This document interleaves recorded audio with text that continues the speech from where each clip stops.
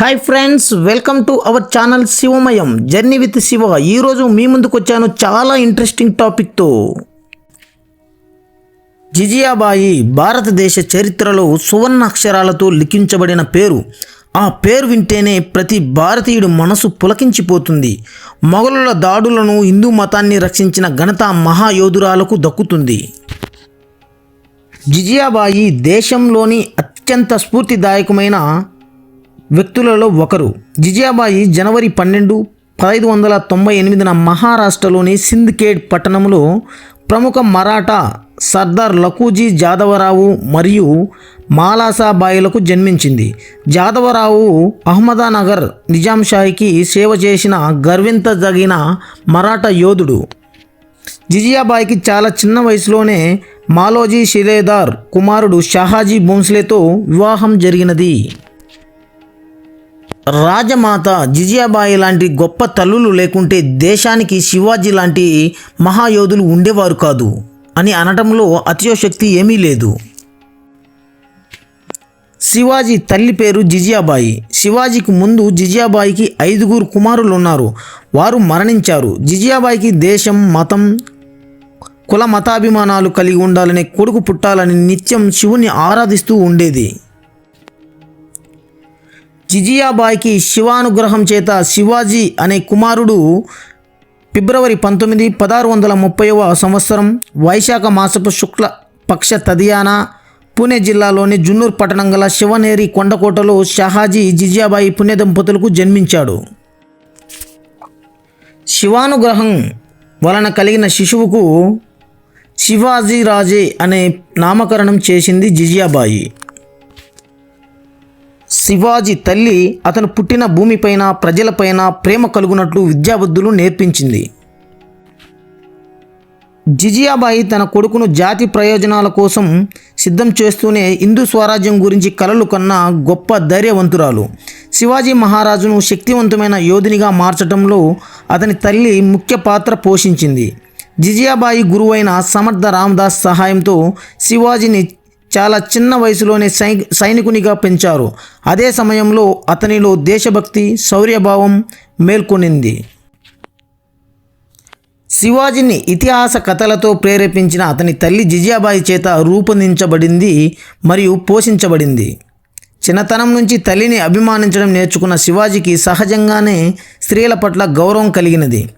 అతను స్త్రీలకు వ్యతిరేకంగా తప్పు చేసిన వారిని శిక్షించాడు మరియు యుద్ధ సమయంలో బందీగా ఉన్న స్త్రీలను రక్షించి గౌరవించేవాడు మరియు చిన్నపిల్లలను ఆదరించి సేవ చేసేవాడు మహారాజ్ శివాజీ.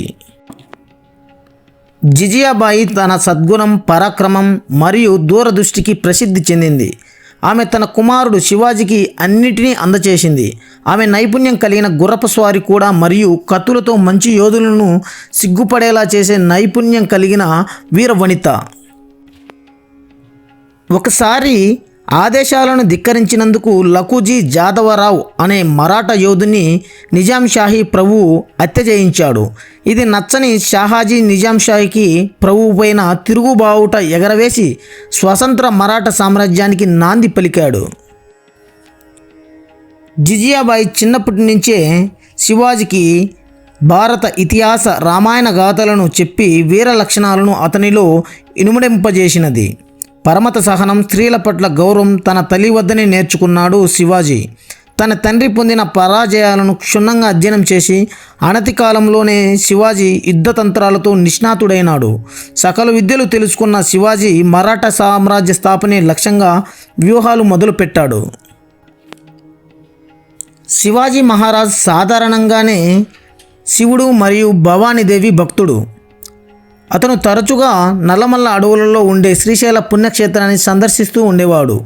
ఒకసారి చెంచుల మాటతో అక్కడ భవానీ మాత కోసం ధ్యానం చేశాడు.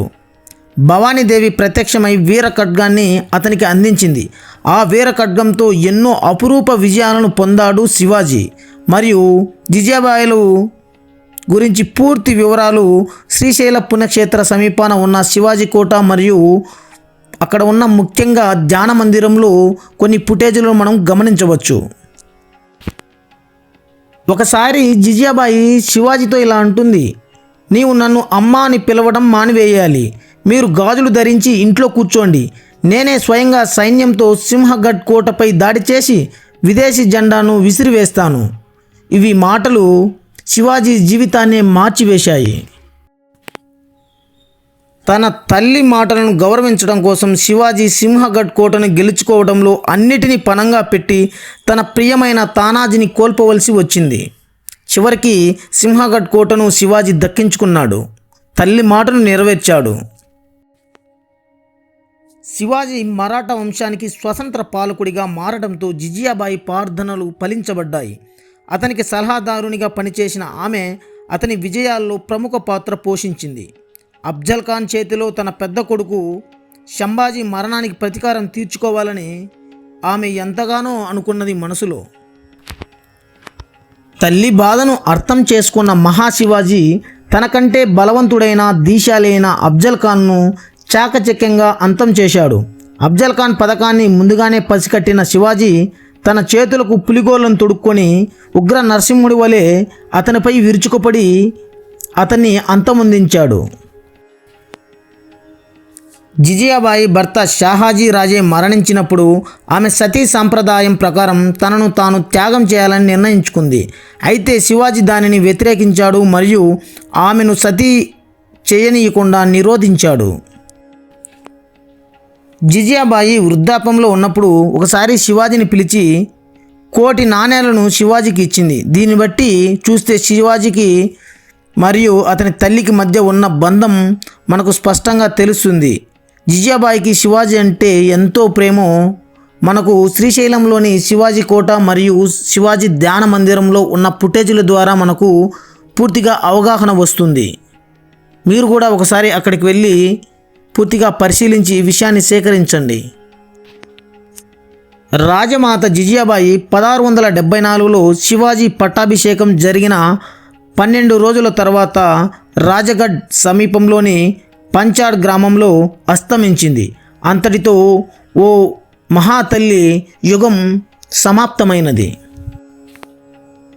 దేశానికి గొప్ప యోధుణ్ణి అందించిన మహాతల్లి జిజియాబాయి గురించి ఇంకా విషయాలు తెలుసుకోవాలనుకుంటే శ్రీశైల సమీపాన ఉన్న శివాజీ ధ్యాన మందిరంలో శివాజీ గురించి మరియు అతని తల్లి గురించి పూర్తి వివరాలు ఫుటేజీల రూపంలో అందించడం జరిగింది. అక్కడికి మీరు వెళ్ళి పూర్తి వివరాలు తెలుసుకోండి.